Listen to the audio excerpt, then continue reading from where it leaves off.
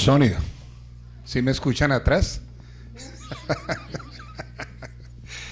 Amén. Ay, Dios. Aquí es cuando, como dice el dicho, empieza uno a padecer. Empieza uno a padecer. Bueno, como ustedes saben y como yo sé que no voy a terminar a la hora que me toca. Tendría, pero sé que no voy a terminar a la hora que me toca. Entonces, pero voy a intentar. Qué bendición verlos, hermanos. Qué bendición verlos, de verdad que sí.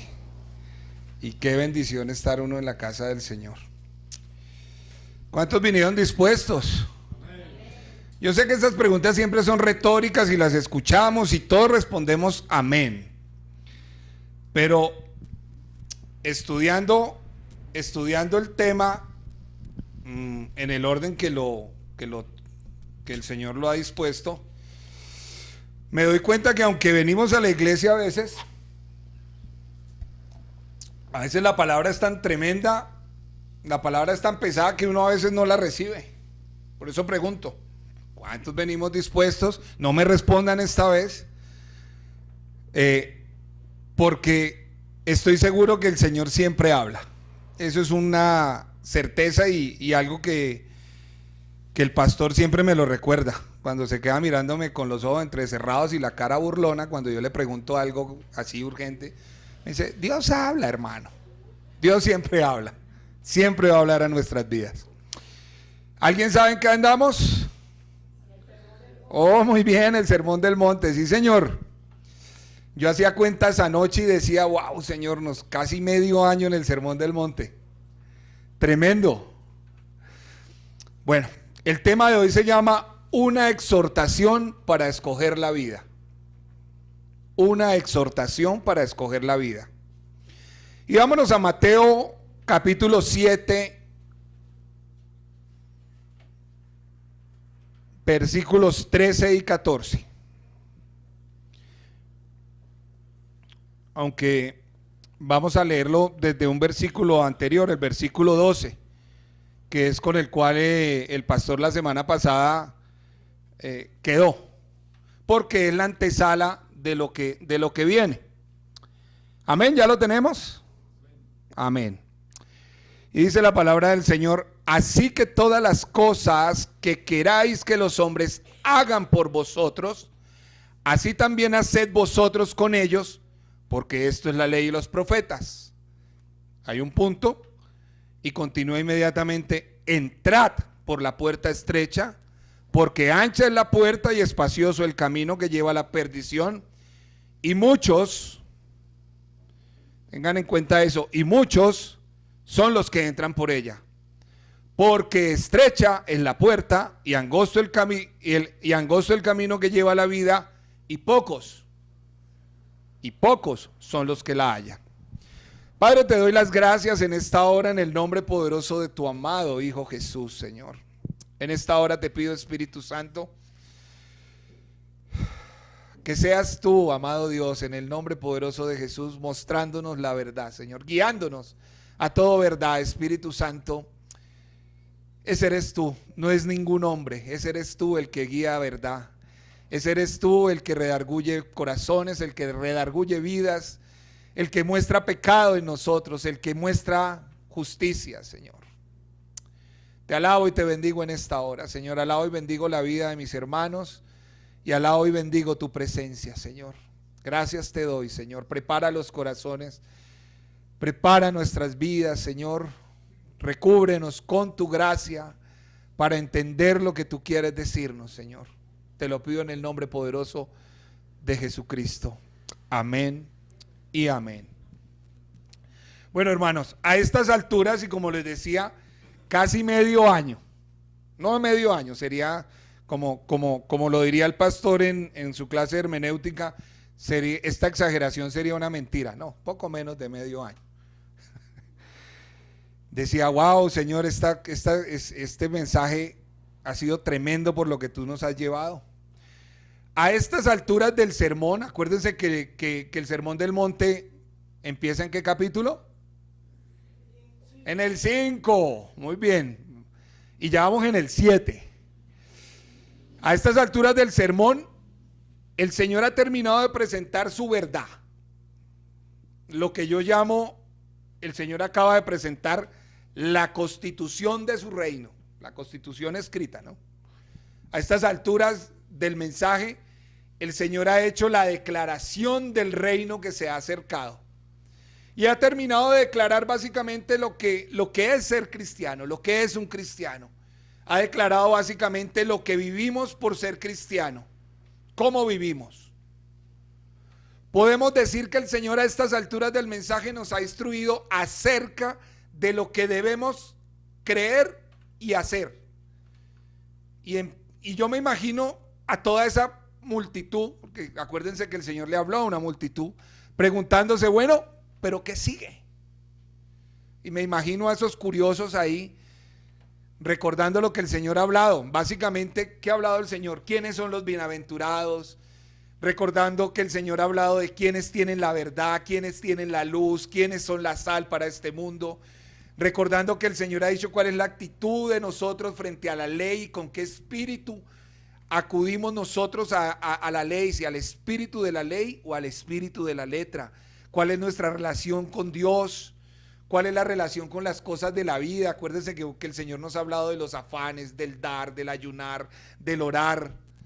En fin, el Señor ha presentado todas estas enseñanzas, un cúmulo de enseñanzas impresionantes. Yo me imagino en los corazones de las personas, el Señor hablando y ellos diciendo, bueno, este hombre al final del sermón dice que las personas se maravillaban. Yo creo que ya estaban maravillados y decían, bueno, este hombre nos ha hablado de cosas tan tremendas, ¿y ahora qué? Ahí vemos a Jesús, yo quiero imaginármelo así, presentando su enseñanza como lo que es santa, poderosa, clara, y al auditorio preguntándose, bueno, ¿qué sigue? Y bueno, ¿qué sigue? Básicamente, como les dije, Jesús empieza a esbozar el epílogo, el final ya de este sermón, de este hermoso sermón. Y lo empieza, muchos dirían, o muchos oradores más experimentados que yo, no digo que el Señor, porque como el Señor no hay nadie, ¿no? Pero yo me imagino que muchos dentro del público dirían, después de hablar todo esto, ¿el Señor va a exhortar? Sí. Para mí empieza con una gran exhortación. Porque quiero que hagan un momento un paralelo. El pueblo de Israel sale de Egipto, llega al monte, Moisés sube, recibe la ley y baja. Todos sabemos toda la historia, pero bueno, baja. Al final, después de todo, Moisés baja con nuevas piedras que esta vez le tocó a Moisés a mano de él. Pero baja con las piedras y entrega la ley. ¿Y qué le dice Moisés al pueblo después de que baja con las tablas? ¿Alguien se acuerda? Bueno, si no se acuerdan les recuerdo.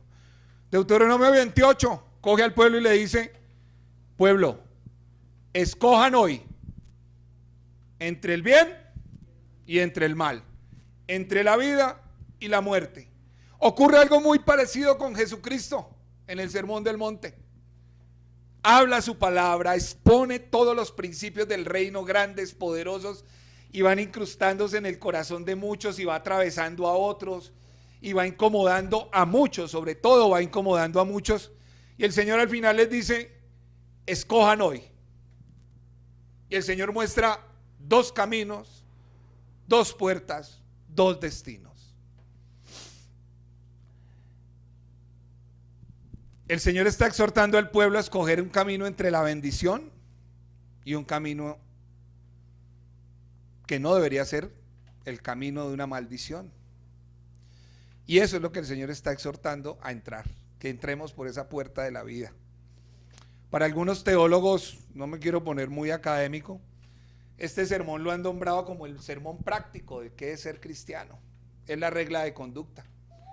Uno pudiera a veces no saber muchas cosas, pero creo yo que si nosotros vemos y vamos al Sermón del Monte, podemos tener claridad meridiana de qué es comportarnos y caminar con el Señor. El Señor en estos 2 breves capítulos nos está enseñando a no vivir una religión superficial. Y en ese contexto, hermanos, llegamos al capítulo 7, versículo 13. Una bandera así roja, un semáforo rojo impresionante, una gran señal de advertencia. Jesús nos llama a entrar por un lugar que en este caso se llama la puerta estrecha. El Señor inicia la exhortación diciendo: entrad por la puerta estrecha. Un llamado de Jesús indicándonos claramente por dónde debemos entrar, y lo hace porque hay un motivo imperioso para hacerlo. El Señor no hace nada al azar. Imperiosamente dice: entrad por la puerta estrecha, porque hay una situación que me implica por la cual yo debo caminar por un camino estrecho, y es básicamente porque hay otro camino que es ancho, porque hay una senda espaciosa que lleva a la perdición.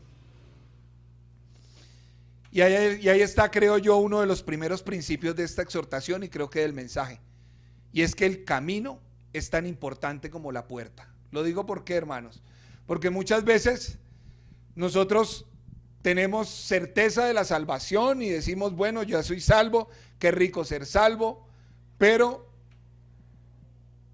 damos por hecho la salvación. Claro, amén, el Señor no nos las va a quitar, pero nos olvidamos por dónde es que tenemos que caminar.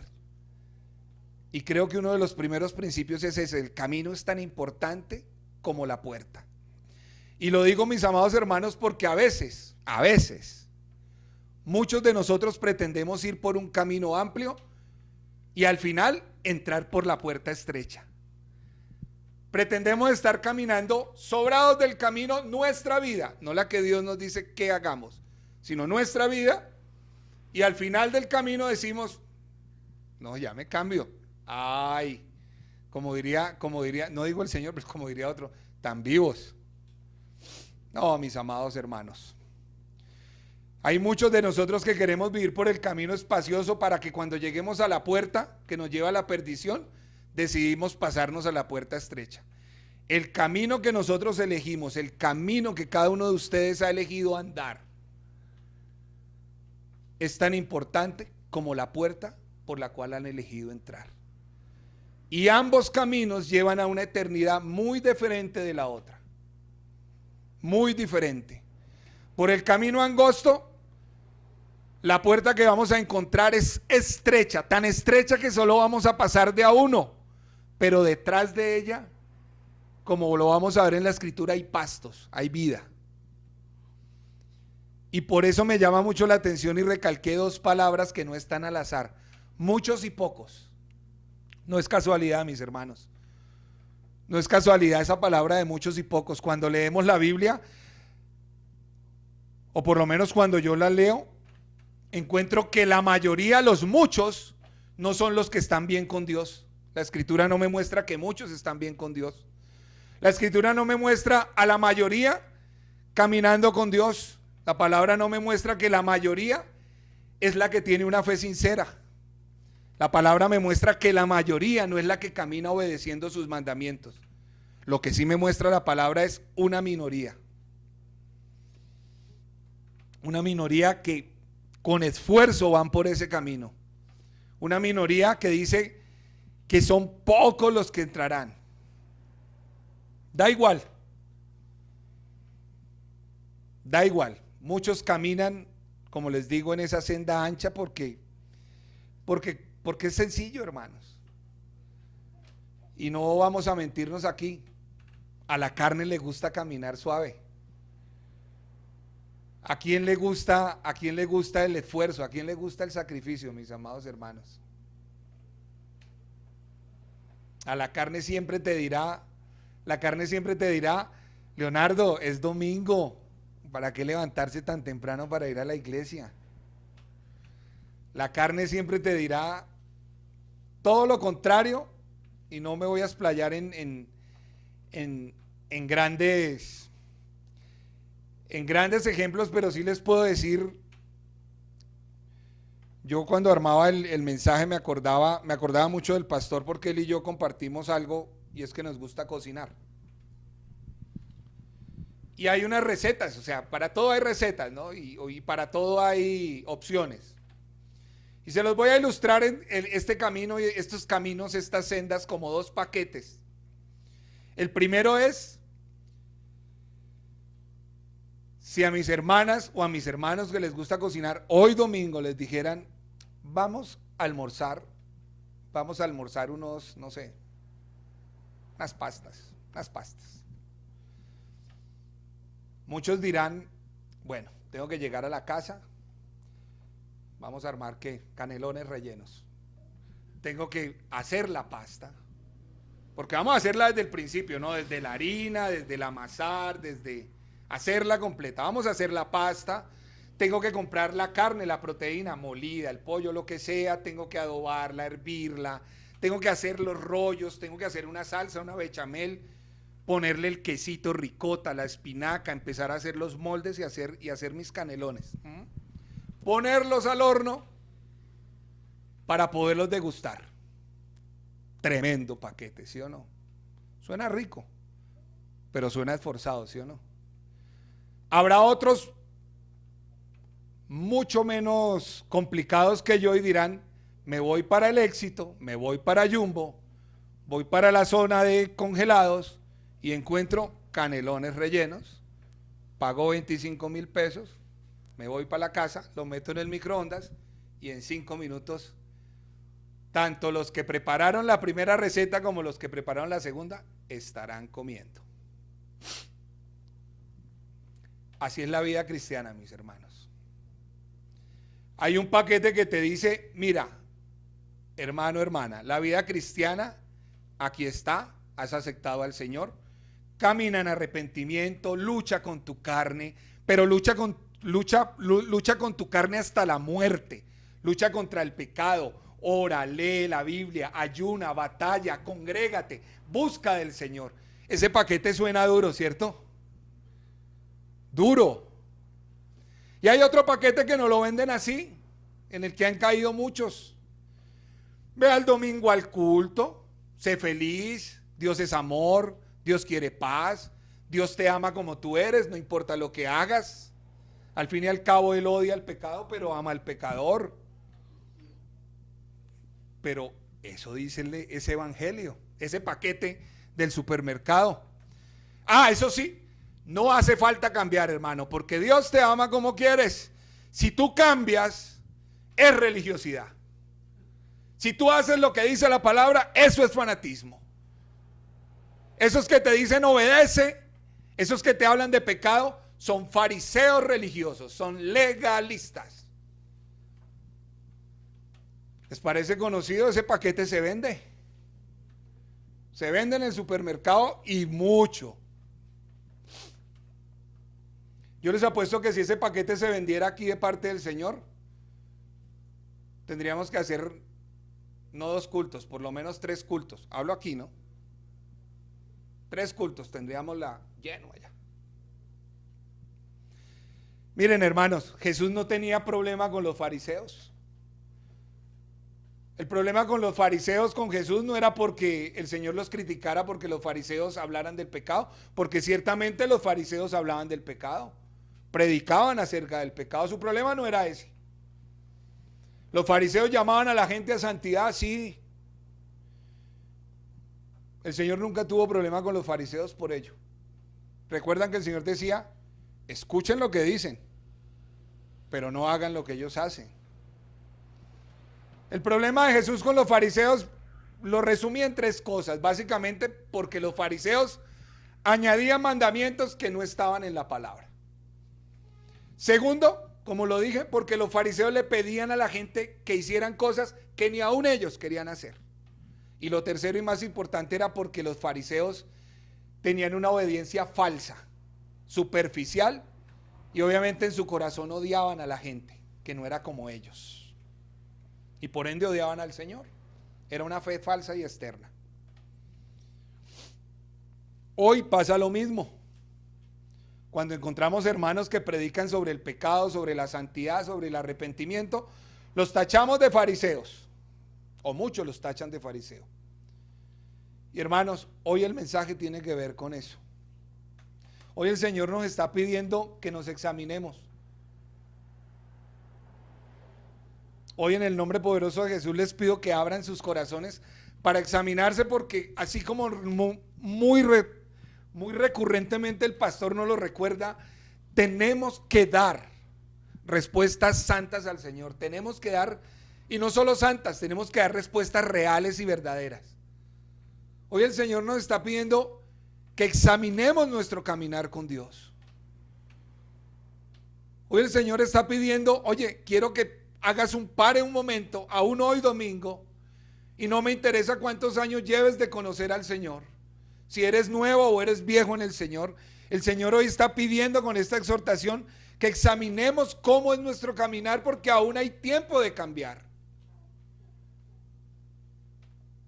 Aún hay tiempo de cambiar del camino, aunque si no estamos en el camino que Él ha dicho, hay tiempo.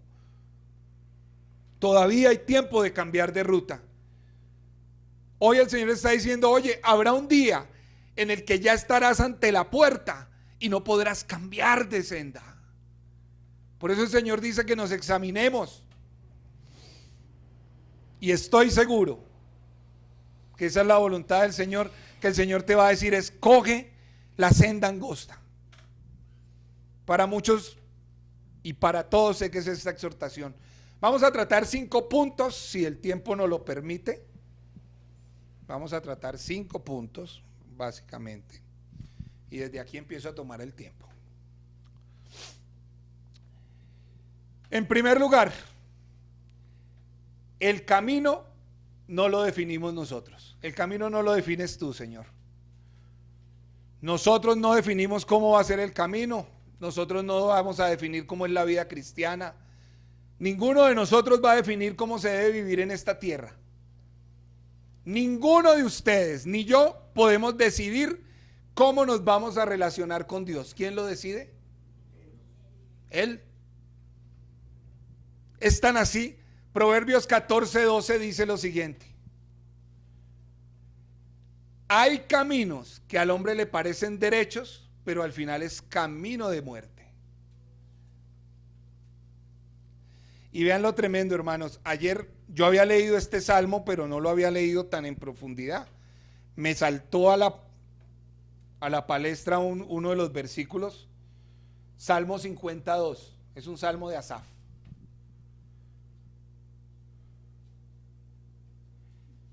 Donde el Señor dice, de cierto tú pensabas que yo era como tú, pero te equivocabas.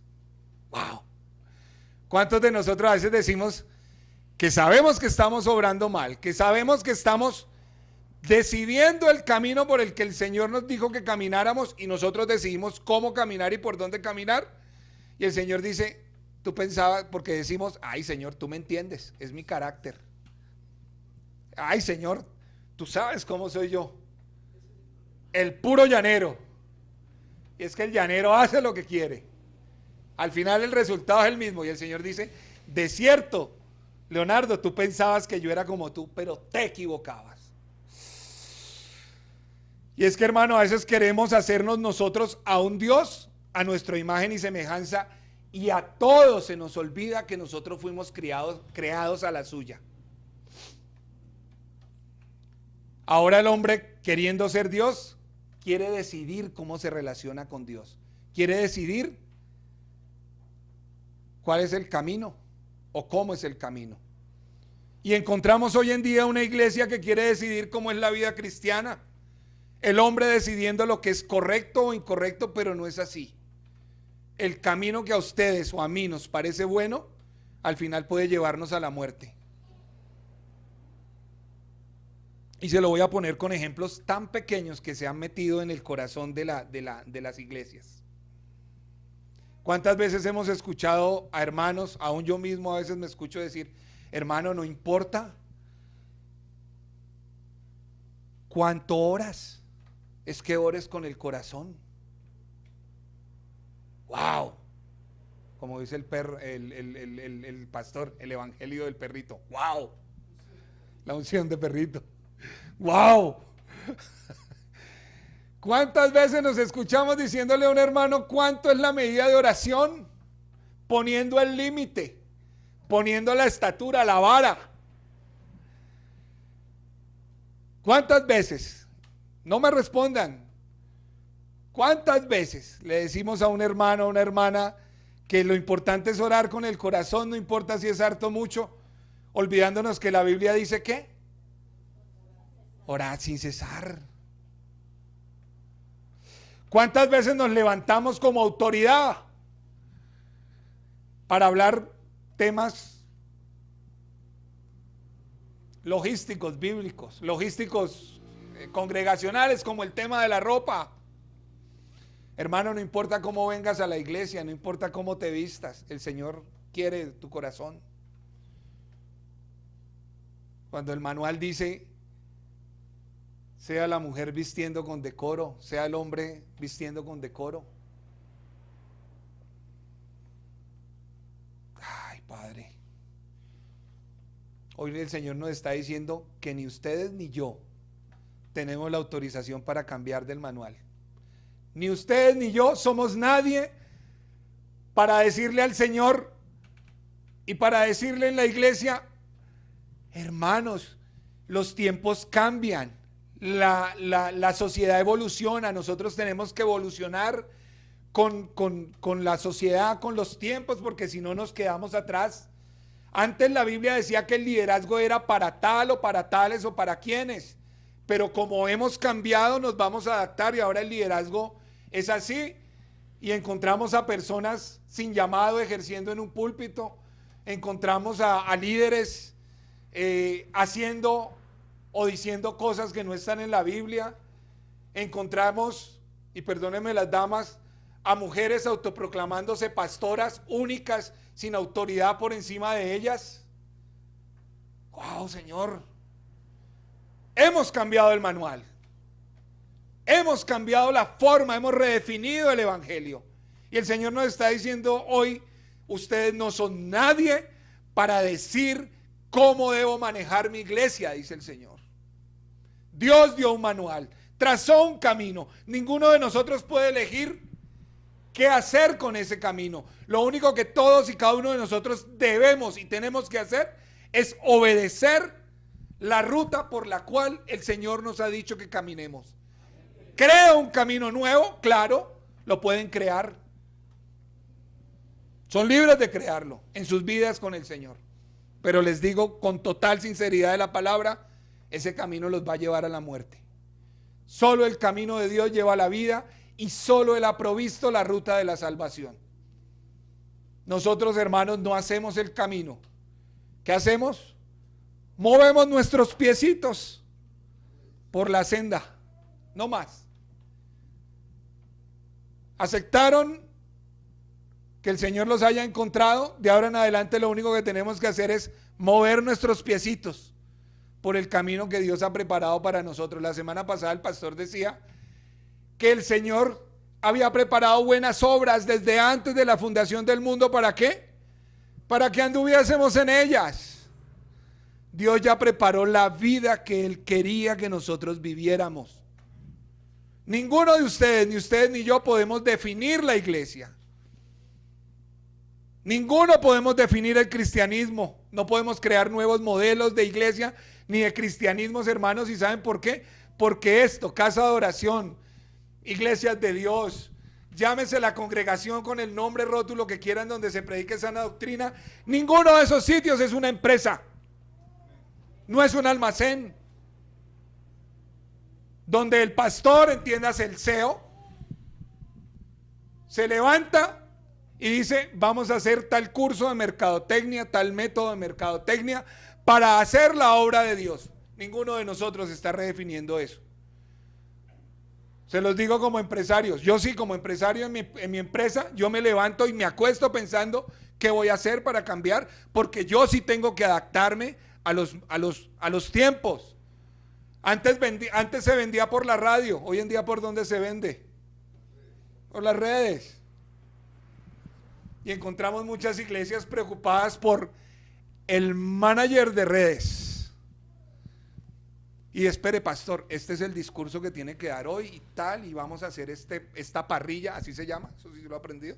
Hay que hacer la parrilla del mes con anticipación porque vamos a hacer esto. Y pastores que se han metido en ese cuento. No, hermanos. La empresa por fuera son empresas, pero la iglesia del Señor no es una empresa. Este sitio no es de pasar encuestas. Preparando este tema yo veía lo que está pasando en la iglesia de hoy en día, aquí en Colombia, en Estados Unidos. Nos hemos vuelto expertos en medir de todo. Y entonces se encuentra uno muchas congregaciones, a la salida, hermanos, se encuentran una encuestica para que ustedes digan qué es lo que quieren que hagamos. ¿Ah? Porque los pastores, los CEOs, ven la congregación como una empresa. Eso es un fenómeno moderno. Pasan encuestas para saber qué hacer con los jóvenes, qué hacer con las mujeres, que si más actividades lúdicas, porque es la manera de atraer y retenerlos. Siempre que ustedes vean ese tipo de situaciones, van a encontrar esas palabras: atraer personas a Dios para retenerlos. Porque es lo que el cliente pide. La iglesia al gusto del cliente, como dice una de las predicaciones de Chuy. Y en ese orden me encontré, hermanos, con unas cosas, o sea, no me hago el puritano, pero que de verdad escandalizan. Hay una iglesia en Centroamérica muy grande, no me da pena nombrarla, la iglesia de Cash Luna. Desde el año 2015 celebra un festival de música electrónica que atrae a miles de jóvenes. Se pueden meter en internet, se llama Illumination. Y al ver las imágenes, eso es una discoteca pura. Jóvenes que los tiran por el aire, guitarristas con máscaras del oso yogi en la cabeza. De todo, jóvenes saltando, sí, miles. Pregunten dónde está Cristo. Claro, en medio del chumbi, de vez en cuando nombran a Cristo. Para no ir más lejos, encontré una iglesia grande de acá de Bogotá, una que queda por la 30. Los sábados tienen bar cristiano para los jóvenes, para que se diviertan en la casa de Dios, con toro mecánico incluido. Y hermanos, y esto pasa porque vivimos tiempos en que a lo malo llamamos bueno y a lo bueno llamamos malo. Vivimos tiempos en que todo lo que parece conservador y bíblico recibe el attach de religiosidad. Cuando toda persona, pastor o miembro de una congregación se levanta a corregir a alguien con palabra, lo etiquetamos de una vez. Es otro religioso que solo ve el pecado y entramos en una cultura que se llama la cultura de la cancelación. Siguiendo hablando de los jóvenes, yo les pregunto, ¿qué quiere un joven hoy en día? El joven quiere divertirse. El joven quiere fornicar, sí señor. El joven quiere carne.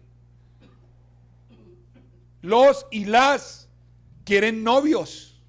Por eso van a los cultos de jóvenes. No van a escuchar palabra, van a ver a la niña o al niño en el cual ya tienen el prospecto.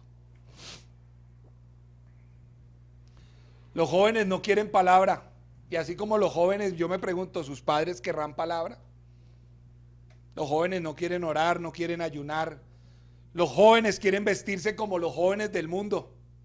El arete, el tatuaje, el piercing, el jean roto por todos lados, porque yo uso jeans rotos pero con decoro. No, pero es que hay jeans de jeans, ¿no? El que viene roto por acá, por acá, por acá. Amén. Ay, Dios mío. Y los padres apoyamos a los jóvenes para que vayan al culto de los sábados. Padres se engañan. Ustedes se engañan porque piensan que si sus hijos se divierten en la iglesia en vez del mundo, si los jóvenes están siendo divertidos y entretenidos en la iglesia, son salvos. Y no, hermanos, no, padres de familia. Los jóvenes, y alabo a Dios por los jóvenes que hay acá, y se aguantan la hora y media de culto, de escuchar la palabra. Los jóvenes necesitan escuchar la palabra, los jóvenes necesitan nacer de nuevo. Los jóvenes necesitan exponerse al evangelio, no a las redes sociales. Los jóvenes no necesitan luces de música electrónica, necesitan la luz de Cristo. Los jóvenes necesitan tener vidas de oración, porque ahí mi hermanito que está atrás, allá el hijo de Brigitte, vas a ser tentado en el colegio, vas a ser tentado en la universidad. Tus hijos van a ser tentados y ellos van a tener que tomar una decisión si oran o se rinden, si huyen del pecado o ayunan contra el pecado. Ellos tienen que resistir.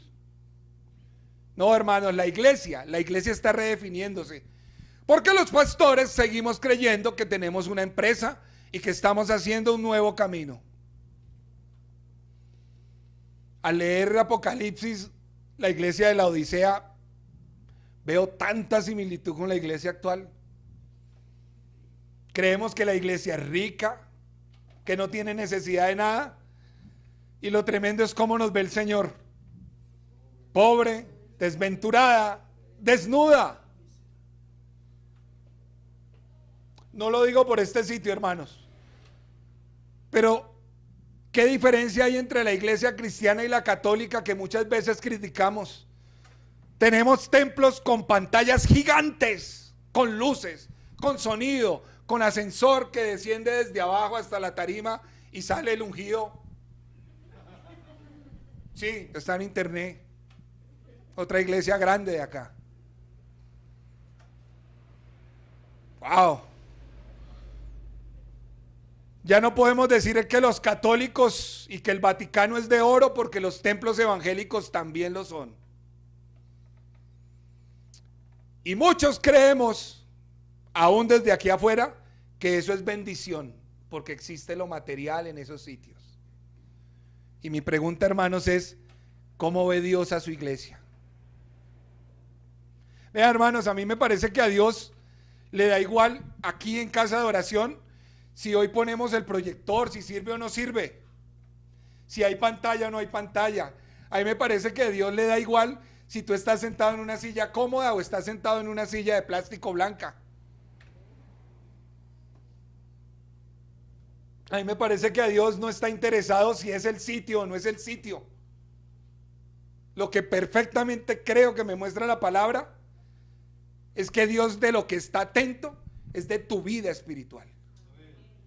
Me parece que de lo que Dios está atento es de qué nos predica el pastor de parte de él.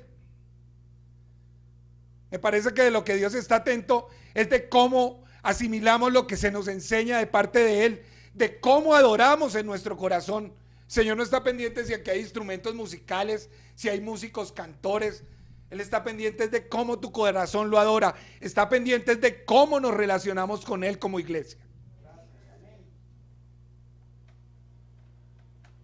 Me parece tremendo, hermanos. Y por eso les digo que la palabra hoy nos enseña que el camino no lo defines tú. Así como tampoco el segundo punto. Es una gran, y aquí empieza la exhortación. Aquí empieza. Entrar por la puerta estrecha, mis amados hermanos, requiere esfuerzo. ¿Cuántos saben que la salvación es gratuita? Es por gracia. Si no lo saben, ahorita al final los invito a hacer una oración, no la oración de fe ni la oración del pecador, pero una oración para que el Señor redarguya corazones. Pero si no lo saben, la salvación es por gracia, mis amados hermanos. Pero el camino requiere esfuerzo. Vamos a abrir la palabra en Lucas 13, versículo 23, y vamos a desglosar unos cuantos versículos. Recuerden el punto. Entrar por la puerta estrecha requiere esfuerzo. Nadie dijo que fuera fácil. Lucas 13, 23. Tremenda esta pregunta, mis hermanos. Yo cuando preparaba el tema decía, Dios mío. Amén, ¿la tenemos? Ah, sí, ya la tenemos. Y alguien le dijo, Señor, ¿son pocos los que se salvan? El Señor no les dijo ni sí ni no. El Señor no habló de números. El Señor le dijo en el versículo 24, esforzaos en entrar por la puerta angosta, porque os digo que muchos procurarán entrar y no podrán. Esforzaos, mis hermanos, por entrar por la puerta estrecha. La Biblia sí dice que la salvación es por gracia, no hay ninguna duda. Sin embargo, la Biblia, no solo aquí, sino en muchos otros pasajes paralelos, nos está diciendo que hay un esfuerzo por entrar. Que hay un esfuerzo por entrar por esa puerta que me lleva a la salvación. Insisto para que no me malentienda, la salvación es gratuita, pero la marca en cada uno de ustedes y yo de que somos salvos es que me esfuerzo. ¿Se esfuerzan? No los veo convencidos. La marca de que somos salvos es que nos esforzamos. Nos esforzamos en vivir la vida como Dios manda. Esforzaos, dice el Señor, por entrar por la puerta estrecha, porque os digo que muchos tratarán de entrar y no podrán. Y después que el padre de familia se haya levantado y cerrado la puerta, y estando afuera, empecéis a llamar a la puerta diciendo, Señor, Señor, ábrenos. Él respondiendo os dirá, no sé de dónde sois. Entonces comenzaréis a decir, delante de ti hemos comido y bebido. Entiéndase, delante de ti venía los domingos a la iglesia, Señor. Y en nuestras plazas enseñaste y te escuchábamos y sintonizábamos el internet para escuchar casa de oración, la que sea. Pero el Señor os dirá, os digo que no sé de dónde sois, apartaos de mí todos vosotros, hacedores de maldad, y allí será el llanto y el crujir de dientes cuando vean a Abraham, a Isaac y a Jacob y a todos los profetas en el reino de Dios, y ustedes estén excluidos. ¿Qué está diciendo el Señor en ese texto? Que muchos escuchan sus enseñanzas, pero viven como quieren. Que muchos se sientan y comen en la mesa del Señor, y cuando salen y se levantan de la mesa, parece que no se hubieran sentado allí. Lo han tenido delante, lo tenemos delante hoy por su Espíritu, escuchando sus palabras, pero no las ponemos por obra. Seguimos viviendo, hermanos, en pecado. Mis amados, eso es camino ancho. Y ahora no podrán ustedes ni yo pretender tocar a la puerta que lleva a la salvación y decir, Señor, Señor, déjanos entrar. No, hermanos, así como la puerta del arca fue sellada por Dios, esta puerta estará cerrada. Y me parece curioso porque dice que muchos no entrarán y desearán haber entrado. Por eso será el crujir y el lloro de los dientes. Y reflexionado, hermanos,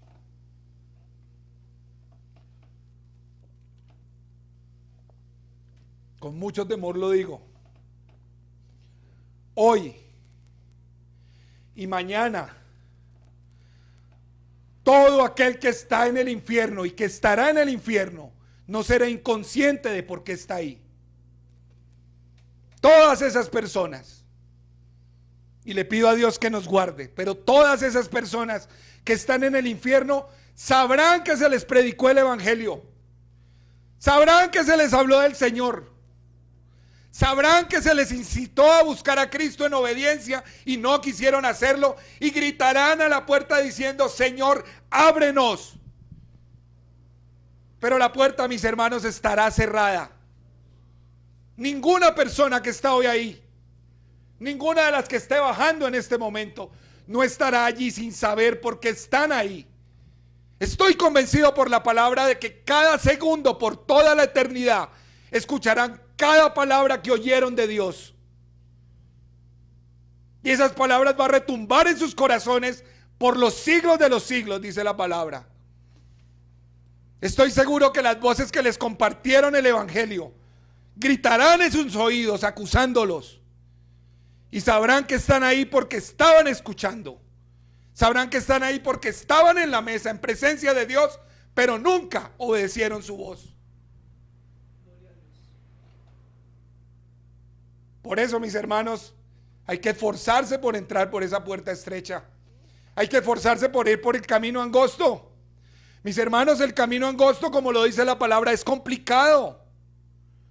Requiere sacrificio. Si requiere esfuerzo, requiere sacrificio. No voy a entrar en detalles porque, como dicen por ahí, no voy a dar testirollos. Pero comparto mucho con una pareja pastoral. Y me maravillo en el Señor por las cosas que el Señor hace en las vidas cuando llama a alguien. El camino es complicado, hermanos. Seguir a Cristo, mis amados, cuesta todo. No una parte, cuesta todo. La pregunta es, ¿cuánto le hemos dado todo al Señor? Seguir al Señor cuesta la vida entera, la vida de cada uno de ustedes. La vida cristiana no es gratis, mis amados. Hay que morir. La vida cristiana es dejar el pecado, es mortificar la carne, es humillarme a mí mismo ante el Señor. La vida cristiana me dice, ama a tus enemigos cuando antes no quería amarlos. El camino por el que el Señor me puso a caminar me dice, perdona lo que para ti es imperdonable, porque eso imperdonable te lo perdoné a ti. Eso cuesta, hermano. Yo llegué al reino. Ustedes han llegado a un reino diciendo, jamás perdonaré esto o aquello. Pero en ese reino te dicen, todo lo tienes que perdonar. Si David y Goliat vivieran ahora, David no pudiera matar a Goliat, creo yo. No creo ni siquiera que le pueda cortar la cabeza. Hay otro pacto, ni tirarle una piedra. Es llegar a un reino en el que dices, Señor, cuesta, duele. Y qué bueno que duele. Duele. Duele. Grábense esto, hermanos. Tu salvación es gratis, pero mi discipulado es costoso. ¿Cuántos discípulos hay aquí? No me levanten la mano. Pero sí siéntense un momentico y digan, mi discipulado es costoso. Por eso una vez Jesús dijo, me encanta. ¿Quieren saber el costo del discipulado? Antes de andar conmigo, dijo el Señor, cuidado, calculen el costo. No vayáis a ser como el hombre que empezó a edificar una torre y no calculó y se quedó a mitad del camino en la construcción. Y la gente que pasaba por ahí se reía de él diciendo, empezó a construir y lo dejó a medias. Calculen el costo. No seáis como aquel que va a la guerra sin saber con quién se va a enfrentar para saber si tiene que ir con 1000 o con 10,000 a la batalla. Yo acostumbro a decirle esto mucho a las personas que el Señor me pone para discipular. Si usted está aquí hoy, hermano, sentado, calculen costo. Porque es caro. Calcule el costo, porque usted, si no lo puede pagar o no lo puede costear, la puerta está abierta, dice el Señor. Es preferible que te vayas a que vivas con culpas, porque igual te vas a condenar. Calcula el costo. Calcula el costo, porque seguir a Jesús no es meterse detrás de Jesús de cualquier manera. Por eso cuando Jesús predicaba el mensaje del evangelio, el Señor enseñaba el costo de ese discipulado y muchos decían, dura es esta palabra, ¿quién podrá seguirla? ¿Quién podrá seguir detrás del Señor? Y la escritura me dice que muchos de los que estaban con Jesús se iban y se quedaban los verdaderos. Como siempre Pedro, Señor, dura es esta palabra que acabas de darle a la gente, dura. ¿Cómo así que ellos tienen que amarte a ti más que a papá y a mamá? ¿Cómo así que ellos tienen que entregar su propia vida? ¿Cómo es que tienen que dejarse a sí mismos, tomar su cruz? ¿Cómo así que si van a seguirte no tendrán ni dónde recostar la cabeza? ¿Y Jesús qué le decía? Vete. Estoy parafraseando, ¿no? Vete. Si no queréis estar aquí conmigo, ahí está la puerta. Y muy ancha. Por ahí caben todos. Váyanse. Y me encanta Pedro porque en esa personalidad que el Señor le daba, Pedrito decía, por el Espíritu, ¿no? ¿A dónde iremos, Señor? Yo no me voy. Yo puedo tener miedo de cómo seguirte, pero no me voy, porque solo tú tienes palabras de vida eterna. Requiere esfuerzo, mis hermanos. Este camino requiere esfuerzo. Y me lleva al tercer punto. Si este camino angosto requiere esfuerzo, el camino ancho, mis hermanos, tolera el pecado. Tolera el pecado. Efesios 5, versículos 5 al 7. Porque sabéis esto, que ningún fornicario o inmundo o avaro que es idólatra tiene herencia en el reino de Cristo y de Dios. Nadie os engañes con palabras vanas, porque por estas cosas viene la ira de Dios sobre los hijos de desobediencia. Y aquí es el apóstol hablando a creyentes. No seáis pues partícipes con ellos. La lista obviamente, mis amados hermanos, es más grande. El pastor nos la acaba de dar en Gálatas. En Corintios, si quieren buscar más y son más curiosos, hay más palabras. Y hay muchas más en las cartas de Pablo. Podemos recordar algunas de ellas: ni hechiceros, ni idólatras, ni inmorales, ni mentirosos, ni ladrones. Nadie, ninguno de estos tienes parte en el reino de Dios. Y luego Pablo dice, nadie los engañe con palabras vanas, diciendo, no pasa nada, Dios es bueno. Y les voy a ilustrar esta parte del mensaje con una charla que creo que muchos hemos tenido, o en algún momento ustedes fueron esa persona. Vamos a llamarla fulanito. ¿Algunos de ustedes conocen a alguien o tienen un familiar que se llame fulanito? Yo sí. ¿Y algunos de ustedes han ido a hablar con fulanito acerca del Señor y del Evangelio y del mensaje de salvación? Y cuando le hablamos del pecado, esta persona dice, no sé, pónganse su nombre: Leonardo, yo no he matado a nadie, yo no he robado un banco, yo no he violado a nadie, yo soy correcto, yo siempre he sido fiel a mi esposa. ¿Cómo Dios me va a mandar a mí al infierno? ¿Escuchan ese pensamiento? ¿Han escuchado a fulanito hablar así? Fulanito no ha hecho nada tan grave como para ganarse el infierno. Claro, si lo comparamos con Hitler, fulanito es un cordero. El problema es que lo que define qué es bueno o malo es la comparación con la vida de Cristo.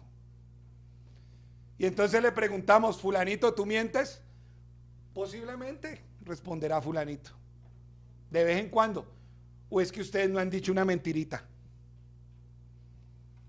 Y me imagino a ustedes diciéndole, ¿eso ofende a Dios? El que miente tiene un nombre y se llama mentiroso. Y hay alguien que es el padre de la mentira, por ende, eres hijo del padre de la mentira.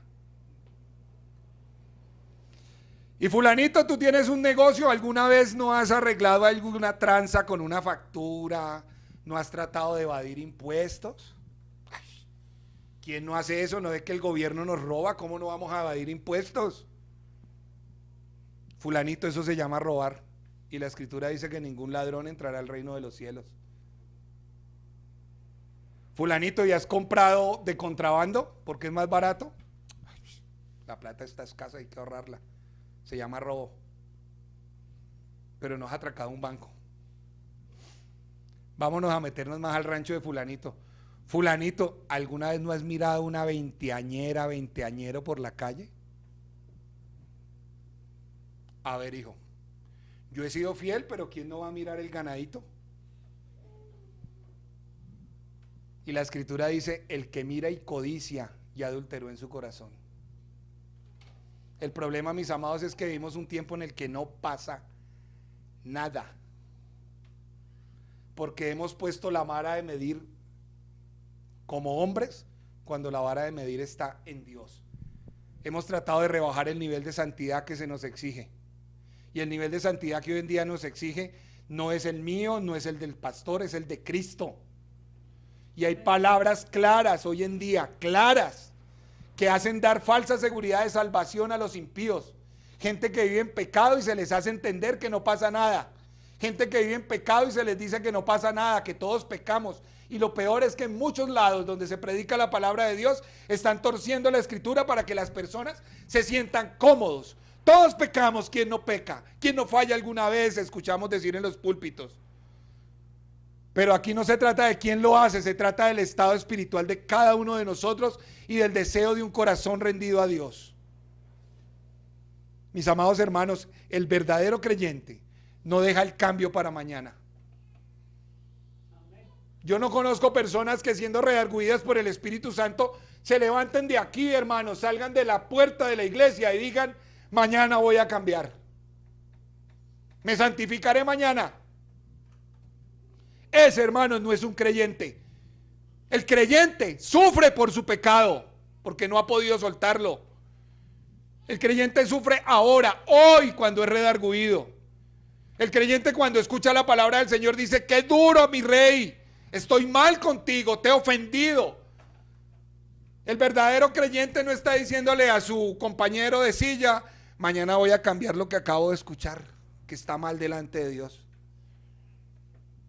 El verdadero creyente corre a la cruz y se arrepiente. Señor amado.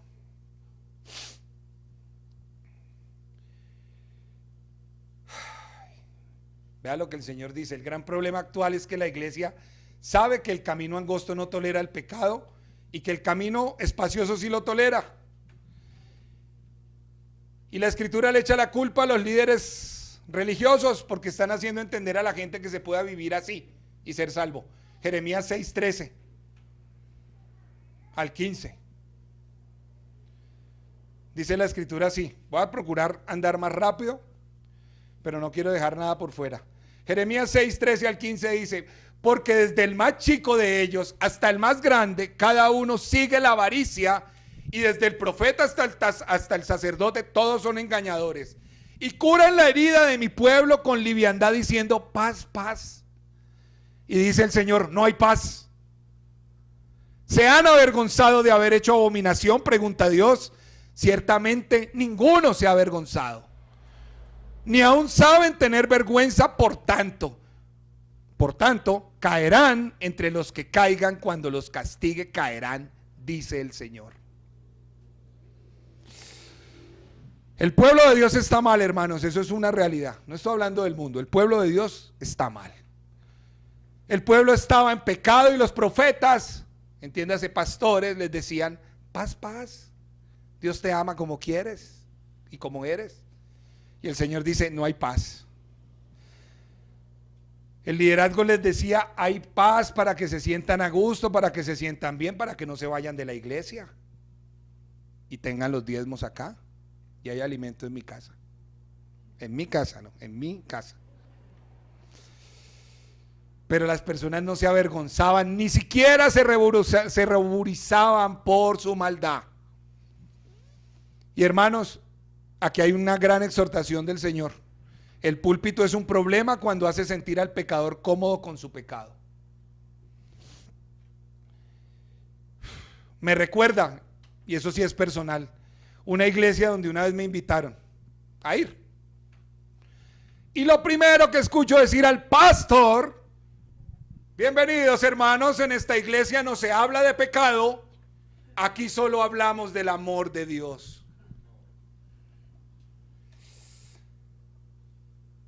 Y aquí les digo también de aspecto personal, viene un no creyente a la iglesia, yo he visto eso en más de una ocasión, y cuando acaba el culto le preguntamos a esta personita, ¿cómo te has sentido? Y la persona dice, unción de perrito, ¡wow! Me sentí súper bien. ¿En serio? Debías sentirte mal porque tú eres un enemigo de Dios. Eres pecador, estás destituido de su gloria. ¿Cómo te vas a sentir bien? ¿Cómo no has quebrantado tu corazón delante de Dios? ¿En serio te sientes bien? Hay algo mal en esa iglesia. Hay algo mal en ese mensaje. La palabra, mis hermanos, va a causar siempre en nosotros dos cosas. O nos va a incomodar o nos va a enfurecer.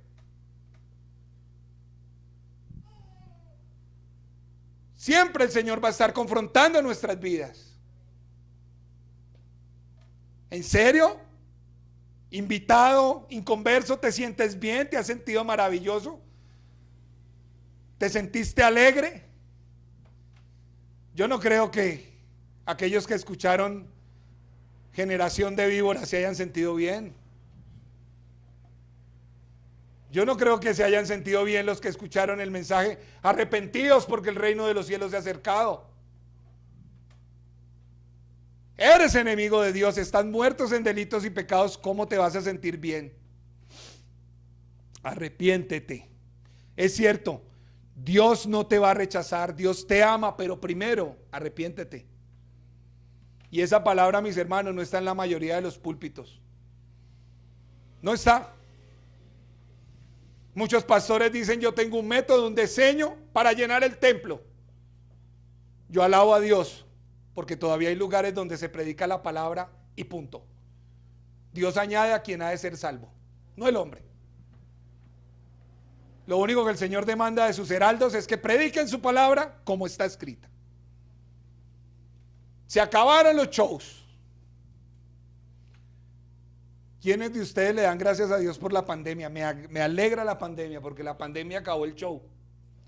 Se acabaron los espectáculos y ahí descubrimos cuántos perdieron la fe porque se acabó el entretenimiento.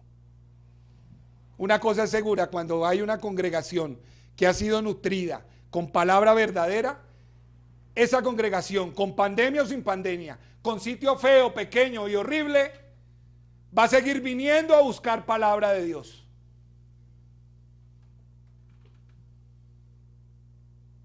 Dios no pasa por alto, hermanos, el evangelio light. Dios no pasa por alto el pecado. Cuarto punto, mis amados hermanos, el camino angosto busca la santidad.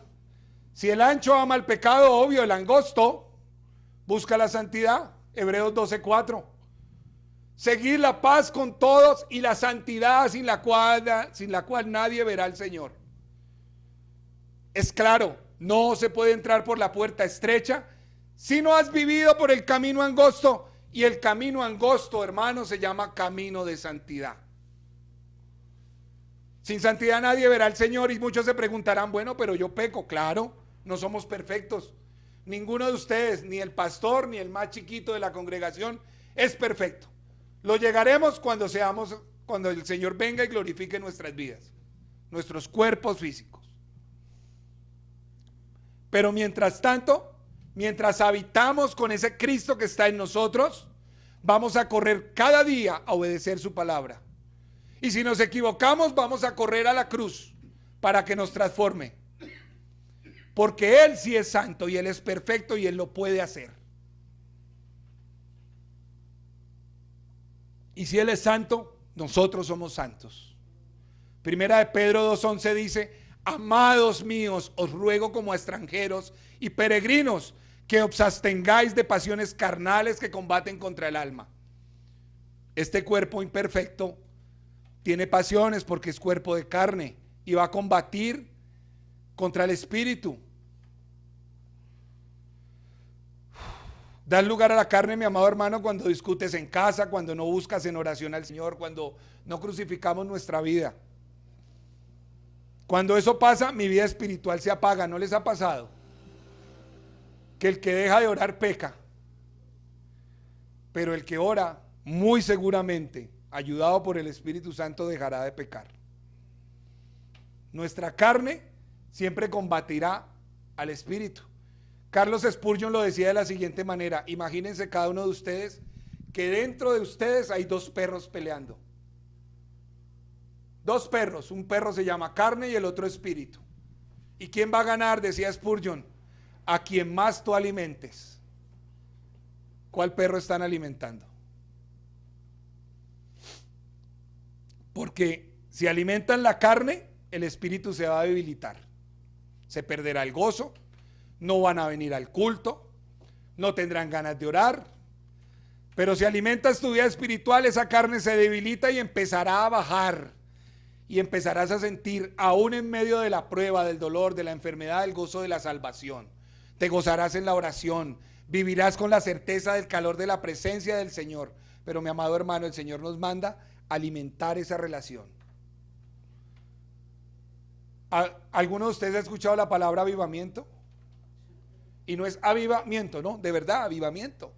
El avivamiento, mis hermanos, no es un acto de magia, como muchos creen.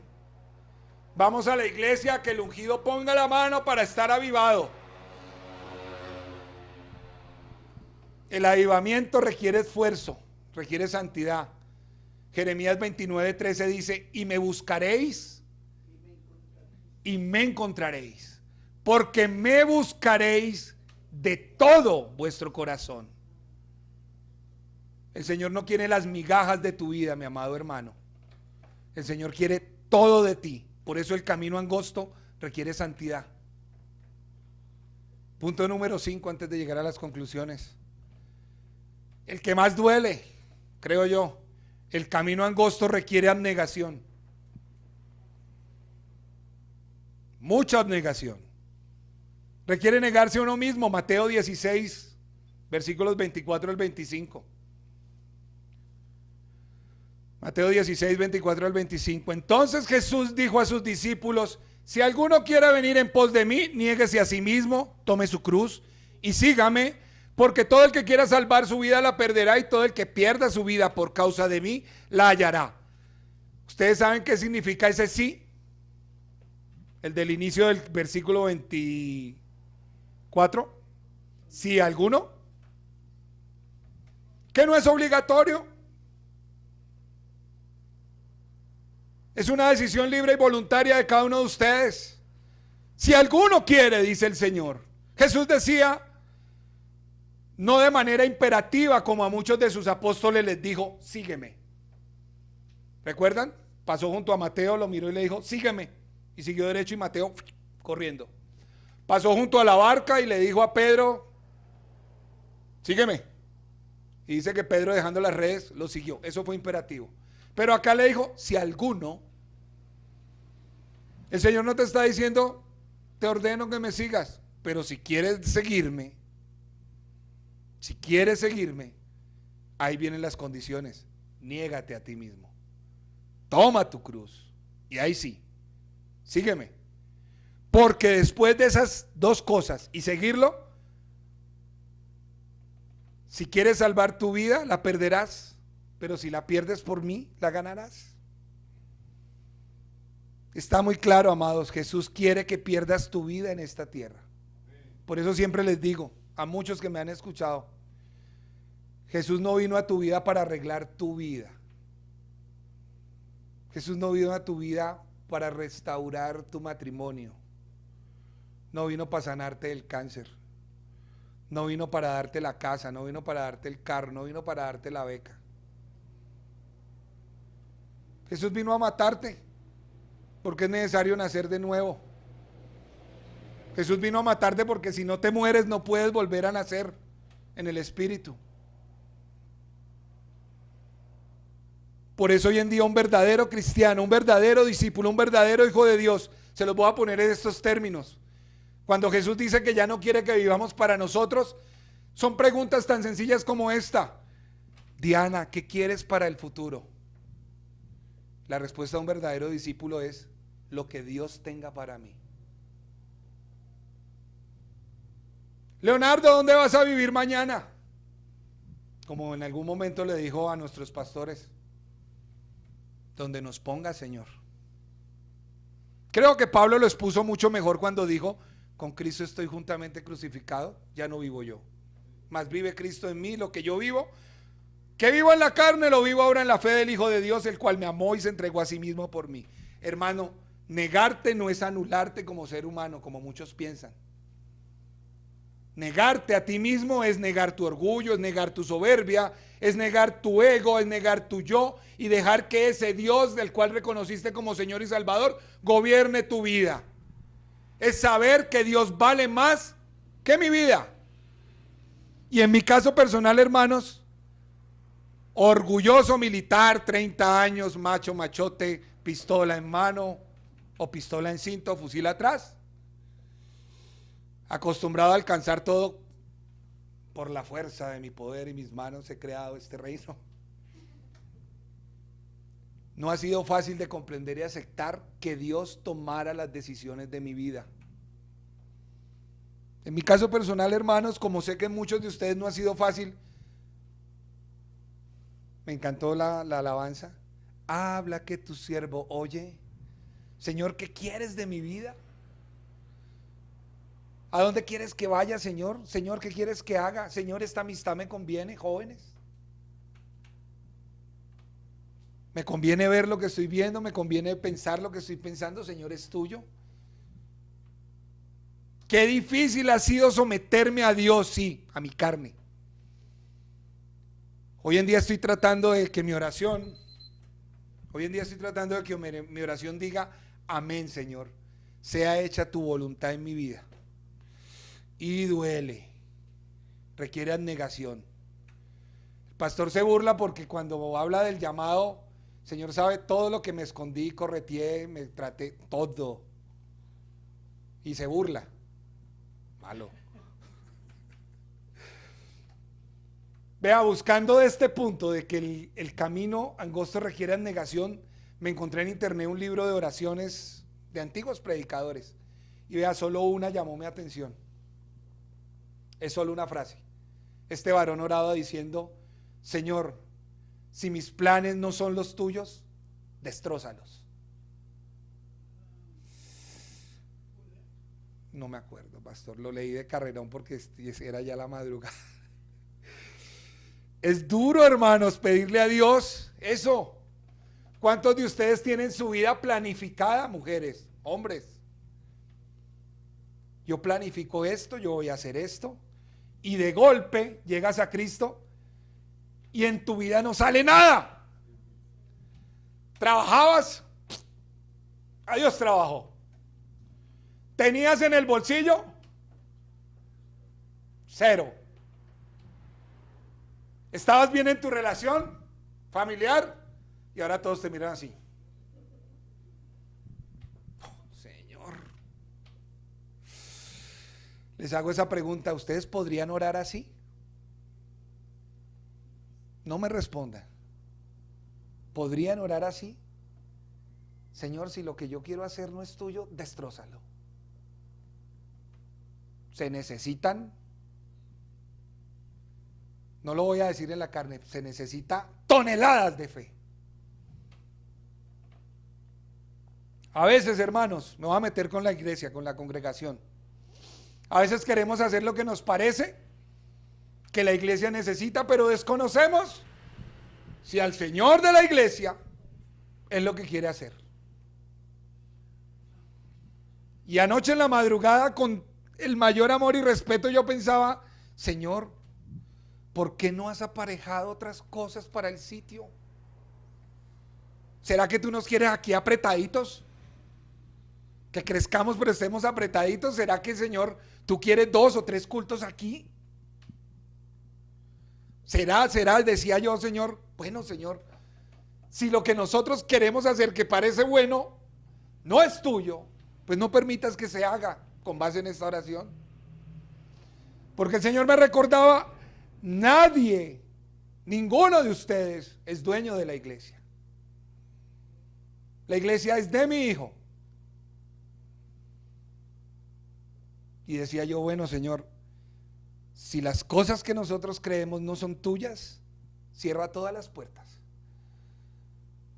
Pero Señor, si las cosas que pensamos y están en nuestro corazón son tuyas, provee para lo que necesitamos.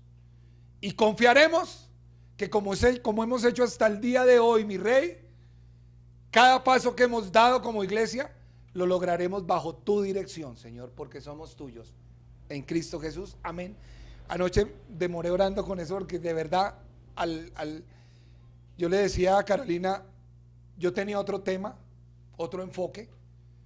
Estaba contento porque cuando el pastor me dice que me correspondía la predicación, dije, tan rico porque ya tengo el tema. Todito lo tenía, todito. O sea, no, ni me había. Cuando me siento a arreglarlo el viernes en la noche, de verdad, hasta empecé el viernes y era hasta madrugada y pues amén. Negarnos requiere de abnegación para hacer lo que es correcto como iglesia, mis amados hermanos. Y sigo metiéndome con nuestra congregación. Vea, he conocido personas, algunas que no están aquí hoy, o algunas que no han vuelto, que me han dicho, hermano, sí, la congregación es linda, la iglesia es bonita, pero es que solo palabra. Pero es que los jóvenes se aburren. Yo veo a los jóvenes ahí sentados y no tenemos ni qué hacer con ellos. Pero es que nos hemos estado de aquí para allá, de allá para acá, del tingo al tongo y del tango al tango. Y el espacio y lo otro y lo demás allá. He escuchado a hermanos que no están aquí. Bendigo sus vidas.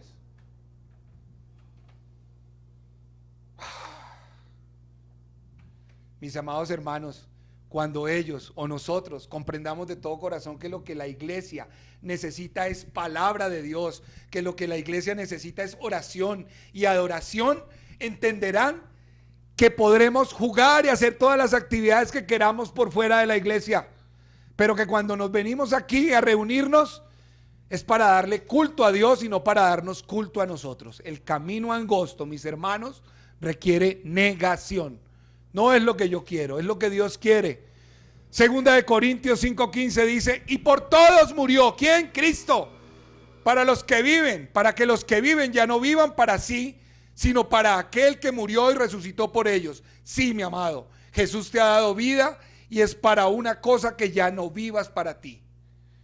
Por eso hoy en día en hogares cristianos, la esposa no le va a decir al esposo es que eres egoísta, porque ese esposo es cristiano, verdadero hijo de Dios. Ese marido ya no vive para él, vive para Cristo. Y tú, hombre, vas a dejar de tratar toscamente a tu esposa, aunque ella se equivoque algunas veces, porque ella ya no vive para sí misma, vive para Cristo. Cuando dices sí al Señor, y esa fue la decisión que muchos tomamos hace mucho o poco tiempo, es que tu vida ahora es para Dios. Es que vivamos para Él, es que muramos para Él, muramos. ¿Y saben por qué? Porque Él nos ha comprado. Nos ha comprado con un precio demasiado grande para que ustedes le digan al Señor, yo hago con mi vida porque es mi vida. Y aquí pensaba yo en la pareja pastoral. Ellos estaban muy tranquilos. Y hubieran podido decirle al Señor, nos quedamos en el primer mundo, Señor. Aquí tenemos congregación. Somos felices. Cuesta obedecer a Dios porque hay que morir.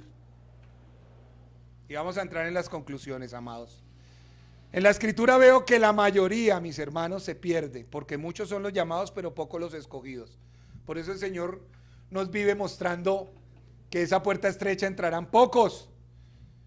Ustedes recuerdan el relato de Elías. El pueblo estaba sumergido en la idolatría cuando el Señor levantó al profeta Elías. El pueblo adoraba a Baal y había una mujer horrible que se llamaba Jezabel y lo manipulaba todo. Y pasa lo que pasa y Elías cree que se queda solo. Y el Señor le dice, Elías, tengo 7,000 que no han doblado sus rodillas. No eres el único. Tengo 7,000 que están firmes. Y me maravilla el relato de Nabucodonosor, que hace una estatua para que todos la adoren. Y todo el reino, cuando suena la música, se postra. Y solo 3 se quedaron de pie. Y a estos los cogieron y los empujaron y les dijeron: si mañana se adoran la imagen, no los metemos al horno.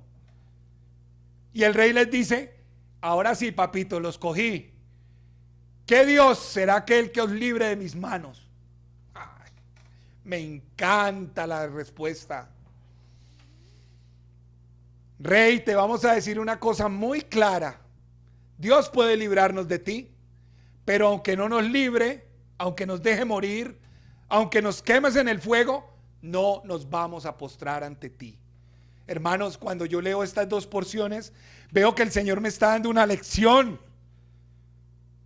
Nos está enseñando que nosotros no somos fieles a Dios por todo lo que Él nos pueda dar o por todos los que nos pueda garantizar. Él nos puede salvar la vida si aquí llegaran a matarnos. Pero realmente nos está enseñando que tú y yo debemos ser fieles a Dios porque Él es Dios. Y aunque nos cueste la vida, sí, hermanos, estas palabras van a ser pesadas por fuego. Aunque nos cueste la vida, ¿quiénes pueden decir que seremos fieles? Juan el Bautista le fue cortada la cabeza por decir la verdad. A Pablo lo decapitaron. A Esteban lo apedrearon. Y así pudiera decirles de todos y cada uno de los héroes de la fe: ¿dónde está tu nombre en esos héroes de la fe? Todos ellos sabían que Dios podría librarlos de la muerte, pero a ninguno le plació al Señor librarlos. Y ellos fueron felices porque ellos habían decidido ya no vivir para sí, sino vivir para Cristo. Hoy en día, hermanos, la iglesia apostata, la iglesia se está postrando ante el evangelio de la prosperidad. Pacte ahora, gritan. La iglesia se rinde al culto ante su apóstol y profeta, que les dice lo que ellos quieren escuchar. Los que decretan y ordenan y establecen. La mayoría, mis hermanos, sobre todo los jóvenes, se están postrando ante ese evangelio de las alabanzas sin sangre, sin cruz, sin Cristo. Muchos pastores que caminaron con Cristo bien por el camino angosto, hoy en día solo quieren gloria y reconocimiento del hombre. Y viven del evangelio de no me importa nada. Y muchos están siendo seducidos. Muchos en las congregaciones son seducidos. Pero me encanta porque el Señor dice: hay 7,000 que no han doblado sus rodillas. Hay 3 que no se han postrado ante Nabucodonosor. Mi pregunta es: ¿somos?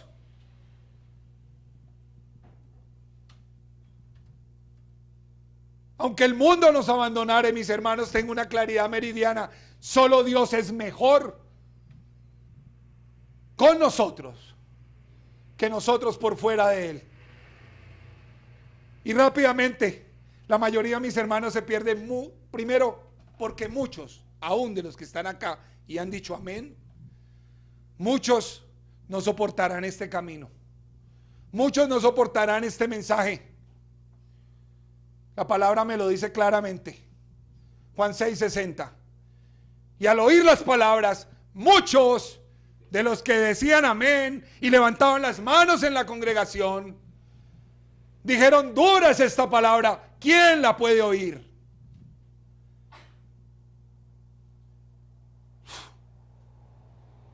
Pasó con Jesús, pasó con el Bautista. Como les decía, raza de víboras, ¿quién nos ha enseñado a huir de la ira venidera? ¿Ustedes creen que eso es un mensaje suave? Y Juan 6:66 al 68 me dice: desde entonces muchos de los que venían a la iglesia volvieron atrás y ya no andaban con Él. Por eso no quería subirme. Aquí hay personas, hermanos, que están hace poco viniendo. Otros están desde que la obra del Señor la comenzó. Hablo de esta congregación. Algunos hemos llegado a la mitad. Pero les puedo decir que muchos no llegarán a los próximos 3 años acá. Si Dios no trae convicción a sus corazones de cuál es el camino que lleva a la puerta que lleva a la vida. Si Dios te ha llamado a salvación, Dios te va a sostener. Y al quedar solo, el Señor le dijo a sus apóstoles, a los 12, ¿queréis acaso iros vosotros también? Y así como Jesús no se rindió ante la presión de la gente, yo me imagino a algunos de los que se fueron antes de irse: Jesús, cambia el mensaje o nos vamos, nos llevamos nuestros diezmos.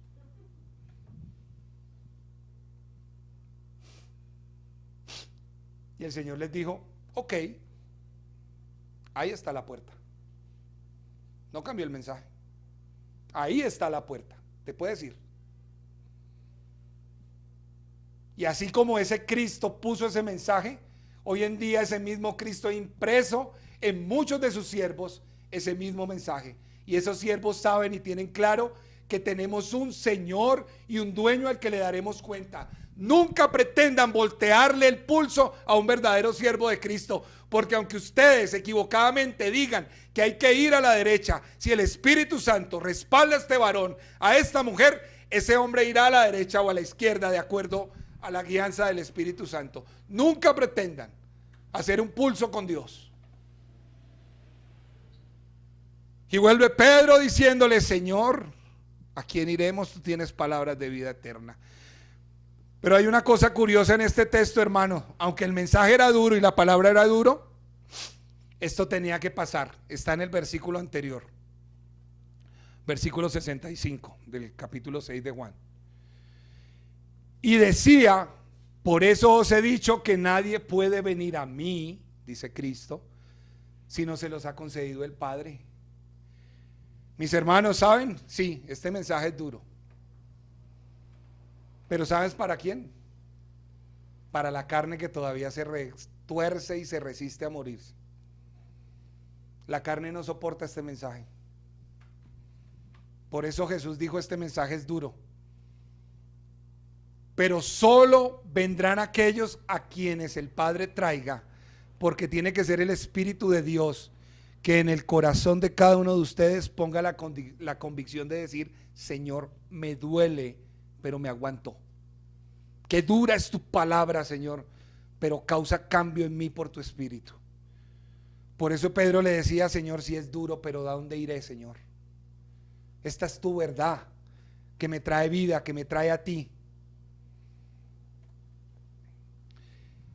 Y no podría terminar este mensaje que ya vamos a terminar, mis hermanos, con lo más importante. No tendría haber enseñado ninguno de los puntos anteriores si no les dijera que el sentido de haber hablado hoy esto es de declararles que el camino y la puerta tiene un nombre y se llama Cristo. El camino y la puerta, mis hermanos, no son la conducta tuya.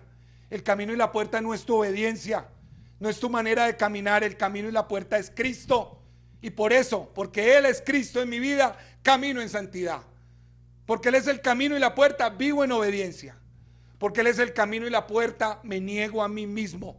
Porque he aprendido que he entrado por la puerta que es Cristo. Yo soy la puerta, dijo el Señor en Juan 10. El que por mí entrare será salvo, y entrará y saldrá y hallará pastos. Y al que dude que Él es el camino, Juan 14:6, y les dijo: yo soy el camino y la verdad y la vida, y nadie viene al Padre sino por mí. Mis amados, el camino angosto es Cristo, la puerta estrecha es Cristo. No hay otra alternativa, no hay otro camino, no hay otra forma, no hay otro método, es Cristo. No hay religión, no hay pastor, no hay liderazgo, no hay otras maneras de llegar a Dios y a su salvación. La única forma de llegar al Padre es a través de Cristo. El camino es Él.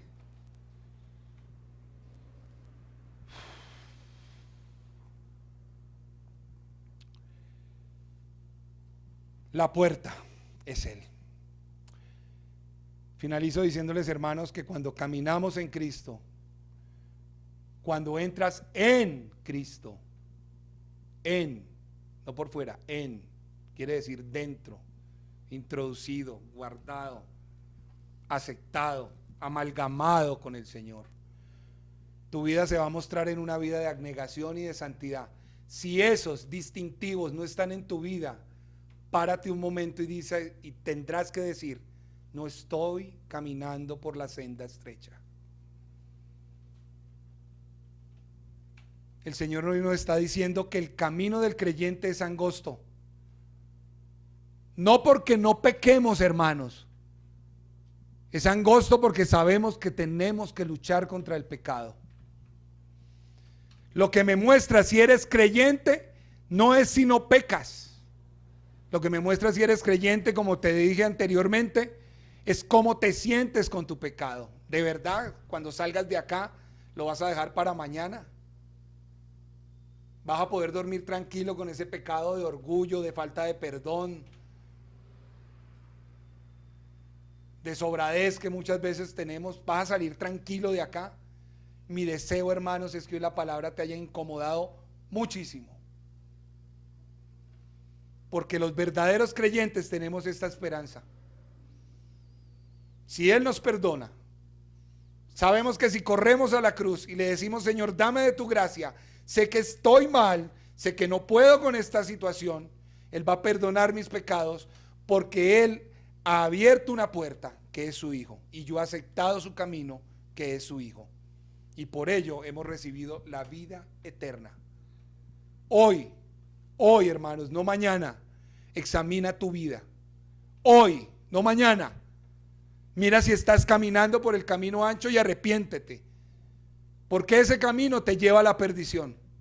Hoy, si te duele tu pecado y te sientes mal porque has ofendido a Dios, hoy el Señor te está diciendo: esfuérzate por entrar en mí, por crecer en santidad.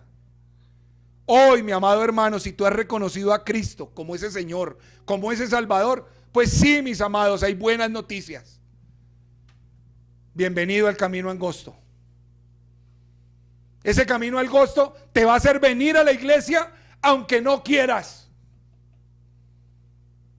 Cuando estés agobiado por el pecado, vas a poder llamar al pastor o a un hermano de confianza y decir: no puedo con este pecado, ayúdenme a orar. El Padre te va a traerlo, dice la Escritura. Hoy, mis amados, examínense para ver si están en la fe. Examínense si están mal para ponerse a cuentas con Dios.